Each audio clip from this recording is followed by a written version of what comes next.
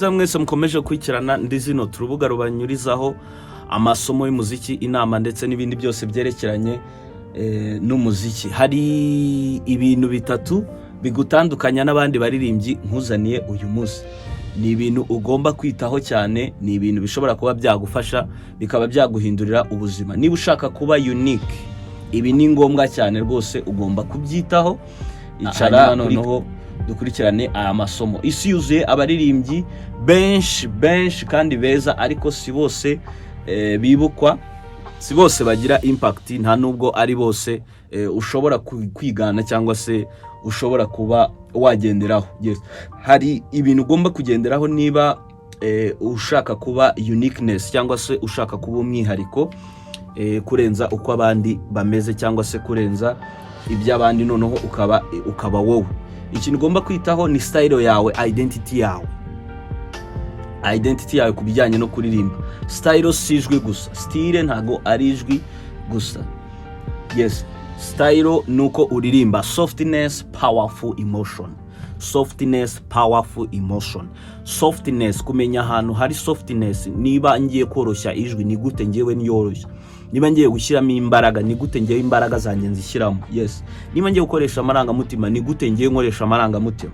Ibyo bice byose ukabasha kuba wabikoresha. Uko uvuga amagambo, hakabaho uko uhagarara ku rubyiniro, uburyo ukoresha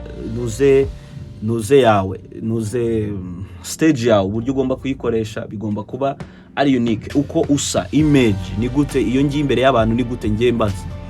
Tuvuge wenda urugero, ngiye imbere y'abantu nkunda kwiyambarira wenda agashati kameze neza, kamanuye n'agapantaro, ibintu bimfitinze bimeze neza. Undi wenda yagiye imbere y'abantu akunda kujya imbere y'abantu wenda yambaye ikanzu, udakunda kujya imbere y'abantu wenda yambaye ijipo, ndakunda kujya imbere y'abantu wenda yambaye amabubu, wenda ndakunda kujya imbere y'abantu wenda yambaye amakositimu, ndakunda kujya imbere y'abantu yambaye umukenyero. Ni ukuvuga ngo ugomba kumenya your uniqueness cyangwa se ukusa, image utanga, upresenting.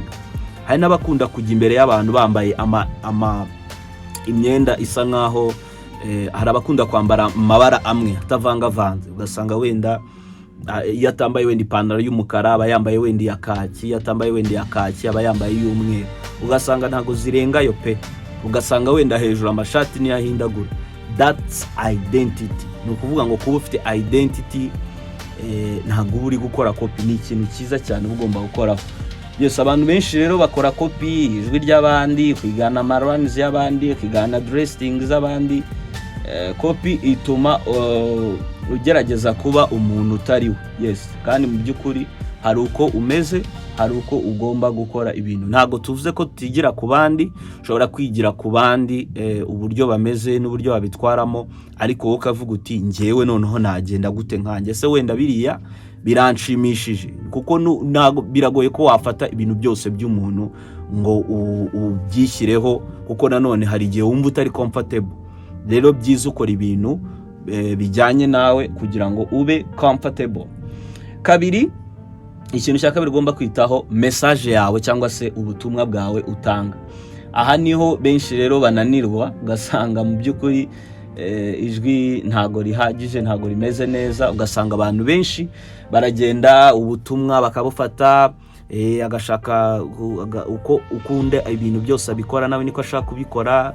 Niba ari yo impact, niba ari ayo marangamutima, nawe niko ashaka kubikora. Ugasanga mbese ari gufata copy paste, ibintu byose nibyo ari gufata. Urumva rero kiba ari ikibazo gikomeye cyane, kuko umuntu ashobora kuba yafata copy paste y'ibintu byawe byose akabasha kuba yabyigana. Ni ikintu kiba kitari cyiza cyane. Yes. Ijwi ryiza rero ubundi akenshi rikurura amatwi, ikindi ubutumwa bukurura umutima. Yes. Ijwi ryiza rikurura amatwi, hanyuma noneho ubutumwa bugakurura umutima. Yes, ibyo bintu byose ugomba kubyitaho, ukita kuri message ndetse ukita no kwijwi ryawe. Kwijwi ryawe ni ukuri create bigeneye n'imyitozo buri munsi. Message nabyo umuntu abashobora kwiga buryo ki ashobora kuba yakwiga icyo twita songwriting cyangwa se imyandikire y'indirimbo. Ni ikintu cy'ingenzi cyane nacyo umuntu aba agomba kwigaho kandi akagikora neza cyane.